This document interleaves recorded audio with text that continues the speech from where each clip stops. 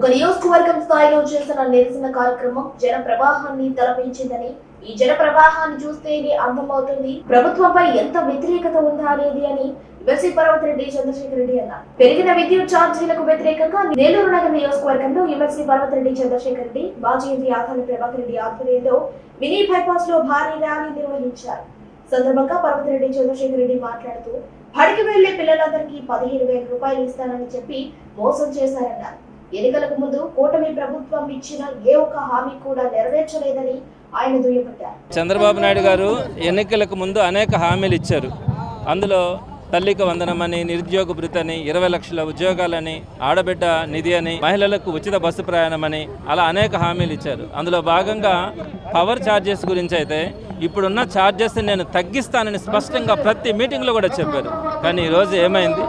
15,000 కోట్ల రూపాయలని ప్రజల నెత్తిన రుద్దడానికి ట్రూఅప్ ఛార్జెస్ పేరుతో ఈ నవంబర్ నెల నుంచి 6,000 కోట్లు, డిసెంబర్ నెల నుంచి మరో 9,000 కోట్లని ఆయన ట్రూఅప్ ఛార్జెస్ కింద వేయడానికి ఆయన ముందుకు తీసుకొని వచ్చారు. దీనివల్ల ప్రతి ఒక్కరికి కూడా, ఒకరి ఇద్దరని కాదు, సామాన్యుడి నుంచి ఉన్నత వర్గాల వరకు ప్రతి ఒక్కరి మీద కూడా ఇంచుమించుగా ప్రతి ఇంట్లో కూడా డబుల్ కరెంటు ఛార్జెస్ అయ్యే అవకాశం ఉంది. అలానే స్మార్ట్ మీటర్స్ కూడా పెడతా ఉన్నారు.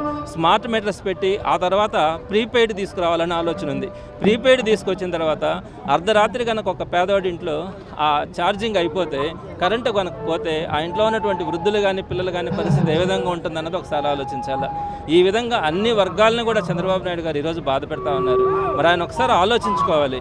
ఎందుకు ఇన్ని హామీలు ఇచ్చి కేవలం 6 నెలలకే ఒక్కటి కూడా ఆయన అమలు చేయకుండా ప్రజలను ఈ విధంగా ఇబ్బంది పెట్టడం సహించట్లేదు. మీరు ఈరోజు చూశారు, నెల్లూరు సిటీ నియోజకవర్గంలో పెద్ద ఎత్తున జనాలు ఈరోజు రావడం కానీ దీనికి సంబంధించి మద్దతు తెలపడం కూడా జరుగుతూ ఉందంటే చంద్రబాబు నాయుడు గారు ఇప్పటికైనా ఆలోచించి ఆయన ఏమైతే చెప్పారో, చెప్పని గురించి అడగట్లేదు, ఆయన ఏవైతే చెప్పారో వాటన్నింటినీ అమలు చేయమని ఆయన రిక్వెస్ట్ చేస్తూ ఉన్నాం.